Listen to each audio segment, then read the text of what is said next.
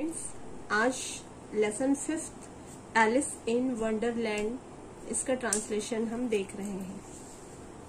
You have read the story of Alice in Wonderland in class 6th and 7th। आप कक्षा 6वीं और कक्षा 7वीं में एलिस इन वंडरलैंड की स्टोरी पहले ही पढ़ चुके हैं। Recollect the story in groups.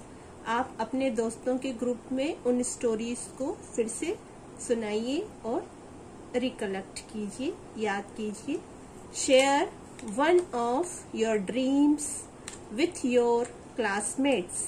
और अपने क्लासमेट्स के साथ भी अपने ड्रीम्स शेयर कीजिए, अपने सपने अपने दोस्तों को भी सुनाइए। शेयर करना यानी बांटना, ड्रीम सपना, क्लासमेट यानी कक्षा में पढ़ने वाले मित्र। Did you hear how the queen of hearts made the tarts. क्या आपने ये सुना है कि क्वीन ऑफ हार्ट्स ने टार्ट्स बनाए। टार्ट्स का अर्थ होता है एक स्वीट डिश, एक प्रकार की मिठाई। क्वीन ऑफ हार्ट्स से क्या आशय है? तो ये क्वीन ऑफ हार्ट्स जो है वो ताश के पत्तों की जो क्वीन होती है उसके बारे में कहा गया है। क्वीन ऑफ हार्ट्स ये एलिस का सपना है और एलिस सपनों में ताश के पत्तों की दुनिया में पहुंच जाती है। ताश के पत्तों के सारे कैरेक्टर्स उसके सपने में जीवित हो उठते हैं और सबसे मेन कैरेक्टर उसका जो था वो था वहाँ के किंग और क्वीन। तो वहाँ की जो क्वीन थी, ताश के पत्तों की जो क्वीन थी, उसने टार्ट्स बनाए। टार्ट्स का मतलब होता है एक प्रकार की sweet dish. And can you tell what became of them. फिर आप बताइए कि उनका क्या हुआ, टार्ट्स का क्या हुआ। The song tells you about it. नीचे दिए इस सॉन्ग से आपको पता चल जाएगा कि उन टार्ट्स का क्या हुआ। The queen of hearts she made some tarts all on a summer day. गर्मियों के कष्टपूर्ण दिन भरी गर्मियों में क्वीन ऑफ हार्ट्स ने बड़ी मेहनत से कुछ टार्ट्स बनाए, कुछ मिठाइयां बनाई। The naive of hearts he stole the tarts. लेकिन इतनी मेहनत से बनाए गए टार्ट्स को नेव ऑफ हार्ट्स ने चुरा लिया।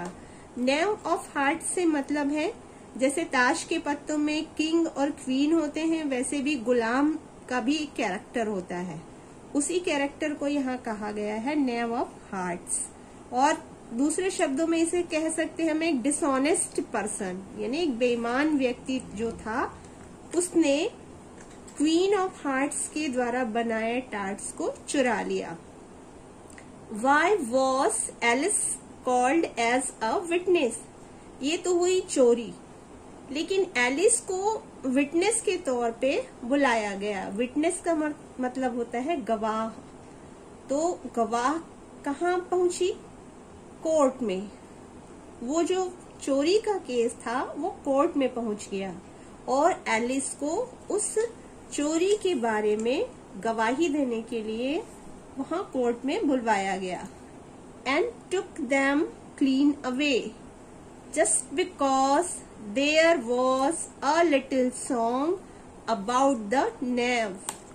दे had taken him as a prisoner. वो चोरी का मुकदमा कोर्ट में पहुंचा और नेव ऑफ हार्ट्स को प्रिजनर बनाया गया। प्रिजनर का मतलब होता है कैदी, जिसे जेल में रखा जाता है। और उस चोर को, नेव ऑफ हार्ट को जेल का कैदी बना दिया गया और उसकी सुनवाई के लिए उसे कोर्ट में लेकर पहुंचे। They put chains on his wrist. उस नेव ऑफ हार्ट्स के रिस्ट में, रिस्ट का मतलब होता है कलाई, उसकी कलाई में जंजीर बांध दी गई थी। जैसे अपराधियों के हाथ पैरों में जंजीरें बांध दी जाती हैं, वैसे ही उस नेव ऑफ हार्ट्स के हाथों में भी जंजीरें बांध दी गई थी।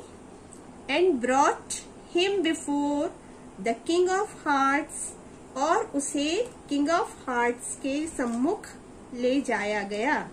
सो that there might be a regular trial. Trial का मतलब होता है जो न्यायालय में सुनवाई होती है, उसे इंग्लिश में कहा गया है ट्रायल। तो उस प्रिजनर को, जो नेम ऑफ हार्ट था, हाथों में पैरों में जंजीरें बांध दी गई और उसे राजा के सम्मुख लेकर गए, जहां पर उसकी चोरी के मुकदमे की सुनवाई हो रही थी। The king looked very grand with a big crown on the top of his wig. जो राजा था, वो ताश के पत्तों का जो राजा था, जो वहां जीवित हो चुका था, वो बहुत भव्य दिख रहा था। ग्रैंड का अर्थ होता है शानदार, भव्य।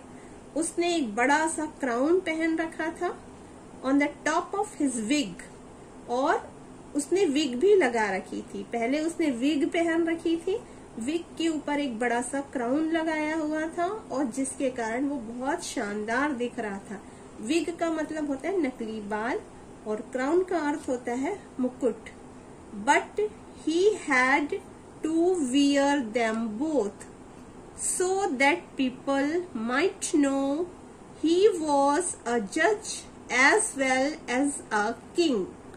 उसने वो दोनों ही पहन रखे थे ताकि लोग ये समझ जाएं कि वो जज के साथ साथ एक राजा भी है, क्योंकि राजा तो सिर्फ क्राउन पहनता है और विग जो है वो जज पहनते हैं। आपने पुरानी फिल्मों में देखा होगा, जो जज होते थे वो एक नकली विग पहना करते थे। हिंदी मूवीज की बात कर रही हूँ मैं।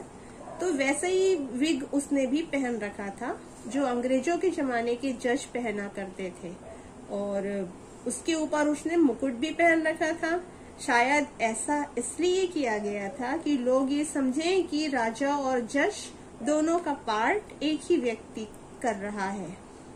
The queen looked cross, for she had taken trouble to make the tarts, and the bad knave stole them away।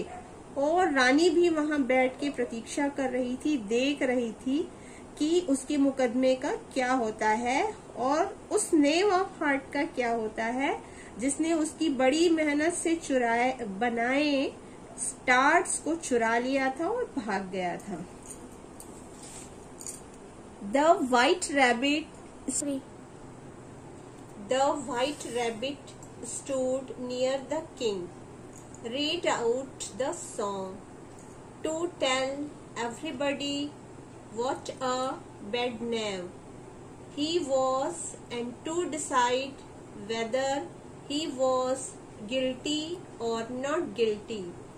जो सफेद खरगोश था वो राजा के किनारे पास में खड़ा था और एक गीत गा रहा था। उसने एक गीत गाया ताकि सब लोगों को पता चल जाए कि बैड नेम कौन था, उसने क्या अपराध किया था, और उस गीत से लोगों को ये डिसाइड करने को कहा गया कि वो गिल्टी था या नहीं था। गिल्टी का अर्थ अपराधी था या अपराधी नहीं था।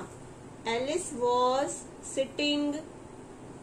was sitting close to the jury box, and she was called as a witness, a person who has seen the prisoner do whatever he has accused of or knows something that's important in a trial।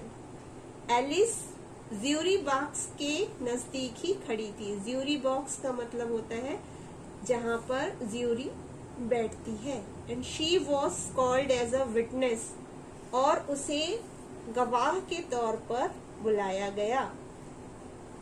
A person who has seen the prisoner do whatever he has accused of or knows something that's important in a trial।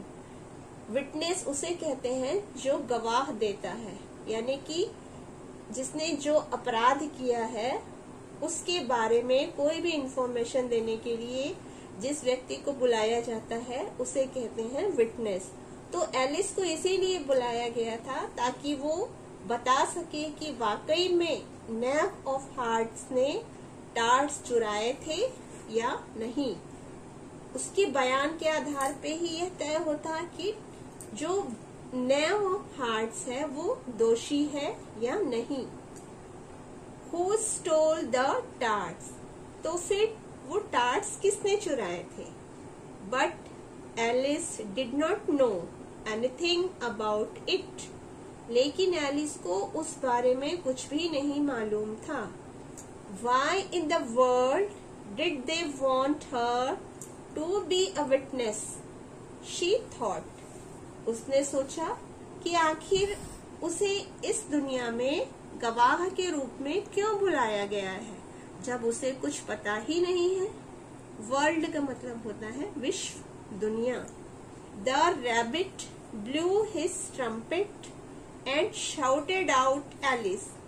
Rabbit ने अपना trumpet बजाया और आवाज लगाई जोरों से, Alice. जैसे कि कोर्ट में, पहले के दरबारों में होता था, जिसका भी नाम पुकारा जाता था वो कोर्ट में अपनी गवाही देने पहुंचता था। वैसा ही उस कोर्ट में भी हुआ, उस न्यायालय में भी हुआ।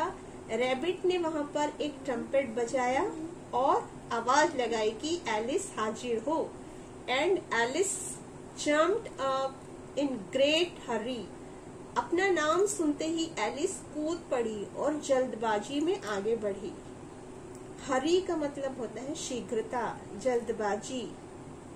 And her skirt, oh it caught against the jury box and tipped it over and all the poor little jurors came tumbling out of it.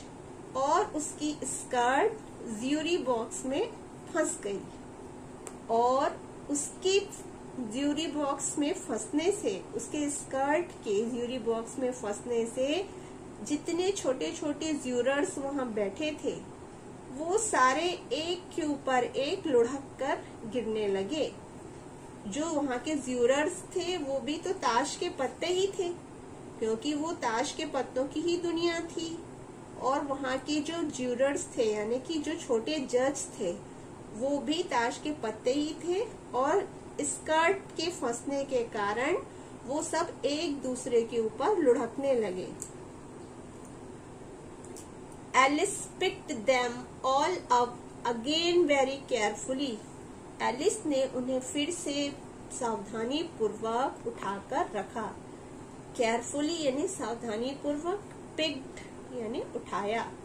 The king wanted the jury to settle whether the knave of hearts was guilty or not guilty. Guilty का मतलब होता है दोषी या अपराधी।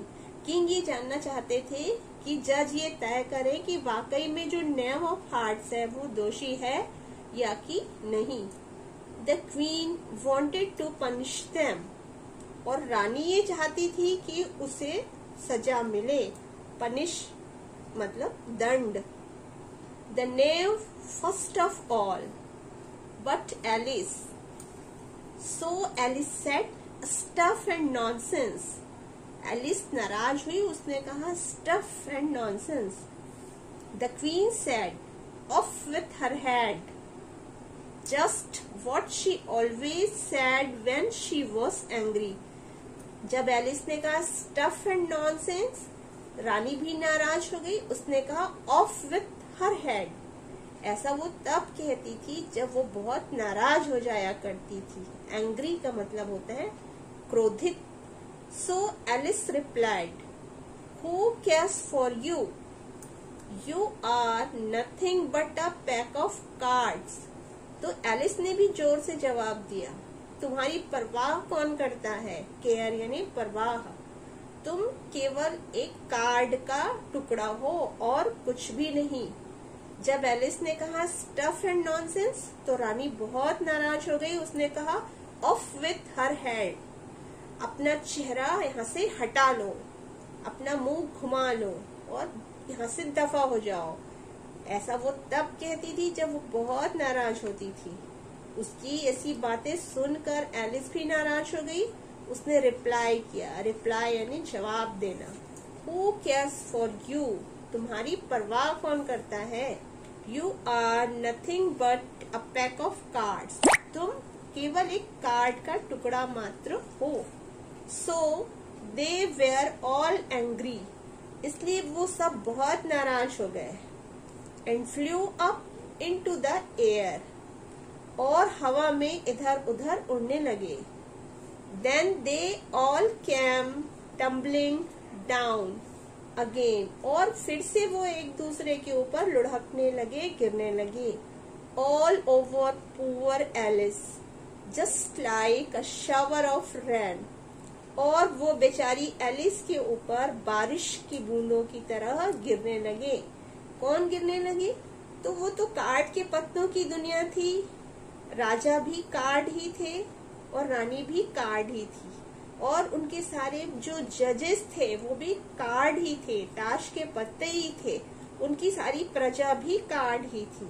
तो जब वे सारे जज नाराज हो गए, राजा रानी सारे लोग जब नाराज हो गए, तो वो नाराज होके हवा में इधर उधर उड़ने लगे और सब के सब एलिस के ऊपर बारिश की बूंदों की तरह गिरने लगे। The next thing, Alice woke up out of her curious dream. जैसे ही उस बारिश, वो कार्ड के पत्ते एलिस के चेहरे के ऊपर गिरने लगे, एलिस की नींद खुल गई। एलिस जाग उठी, अपने सपनों की दुनिया से वो बाहर आ गई, अपने इस रोमांचक स्वप्न से वो बाहर आ गई। And she found that the cards were only some leaves of the tree that the wind had blown down upon her face. और जब वो नींद से जागी तो उसने पाया कि उसके चेहरे के ऊपर कार्ड्स नहीं गिरे हैं, उसके चेहरे के ऊपर तो सूखी पत्तियां गिरी हुई हैं जो उस पेड़ से झड़ गई थी जिसके नीचे वह सोई हुई थी, और हवा से भी पत्तियां इधर उधर उड़ रही थी। तो जब एलिस को लग रहा था सपने में कि उसके ऊपर सारे ताश के पत्ते गिर रहे हैं, दरअसल वो उस पेड़ की पत्तियां थीं। वो सब कुछ एलिस का एक सपना ही था। Would not it be a nice thing to have a curious dream just like Alice? To have a curious dream like Alice, lie down, shut your eyes tight. Goodbye, Alice dear, goodbye. आप भी चाहते हैं कि आप भी ऐसे Alice के जैसे बढ़िया सपना देखें, तो चलिए आप भी आंखें बंद कीजिए, लेट जाइए और आप भी एलिस के जैसा ही क्यूरियस ड्रीम देखिए। Goodbye Alice dear, goodbye, thank you.